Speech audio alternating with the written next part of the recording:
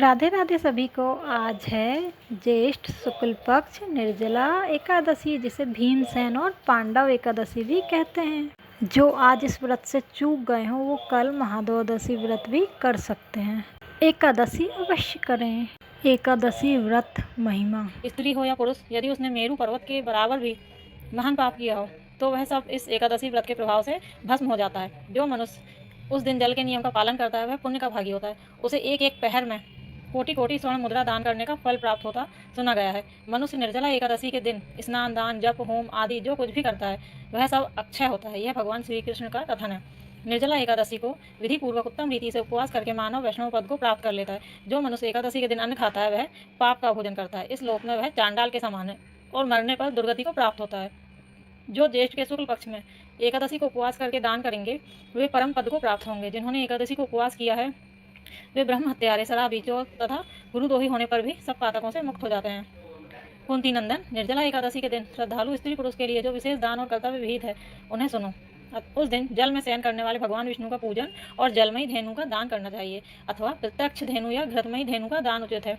पर्याप्त दक्षिणा और भांति भांति के मिष्ठानों द्वारा यत्न पूर्वक ब्राह्मणों को संतुष्ट करना चाहिए। ऐसा करने से ब्राह्मण अवश्य संतुष्ट होते हैं और उनके संतुष्ट होने पर श्रीहरि मोक्ष प्रदान करते हैं। जिन्होंने सम, दम और दान में प्रवृत्त हो श्रीहरि की पूजा और रात्रि में जागरण करते हुए इस निर्जला एकादशी का व्रत किया है, उन्होंने अपने साथ ही बीती हुई 100 पीढ़ियों को और आने वाली 100 पीढ़ियों को भगवान वासुदेव के परम धाम में पहुंचा दिया है। निर्जला एकादशी के दिन अन्न, वस्त्र, गो, जल, सैया, सुंदर आसन, कमंडलू तथा छाता दान करने चाहिए। जो श्रेष्ठ तथा सुपात्र ब्राह्मण को जूता दान करता है वह सोने के विमान पर बैठकर स्वर्गलोक में प्रतिष्ठित होता है। जो इस एकादशी की महिमा को भक्तिपूर्वक सुनता अथवा उसका वर्णन करता है वह स्वर्गलोक में जाता है।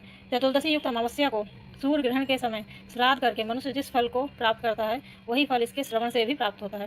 पहले दंत वादन करके यह नियम लेना चाहिए कि मैं भगवान केशव की प्रसन्नता के लिए एकादशी को निराहार रहकर आचमन के सिवा दूसरे जल का भी त्याग करूंगा। द्वादशी को देवेश्वर भगवान विष्णु का पूजन करना चाहिए। गंध, धूप, पुष्प और सुंदर वस्त्र से विधि पूर्वक पूजन करके जल के घड़े के दान का संकल्प करते हुए निम्नांकित मंत्र का उच्चारण करें। देव देव ऋषि के संसार अर्ण अवतारक उद्ध कुंभ प्रदानेन नय माम परमाम गतिम।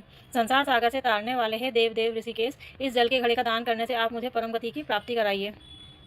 भीमसेन, ज्येष्ठ मास में शुक्ल पक्ष की जो शुभ एकादशी होती है उसका निर्जल व्रत करना चाहिए। उस दिन श्रेष्ठ ब्राह्मणों को शक्कर के साथ जल के घड़े दान करने चाहिए। ऐसा करने से मनुष्य भगवान विष्णु के समीप पहुंचकर आनंद का अनुभव करता है। तत्पश्चात द्वादशी को ब्राह्मण भोजन कराने के बाद स्वयं भोजन करें।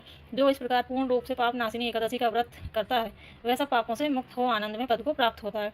यह सुनकर भीमसेन ने भी इस शुभ एकादशी का व्रत आरंभ कर दिया। तब से यह लोक में पांडव द्वादशी के नाम से विख्यात हुई। जय एकादशी, जय श्री राधे, जय श्री हरि।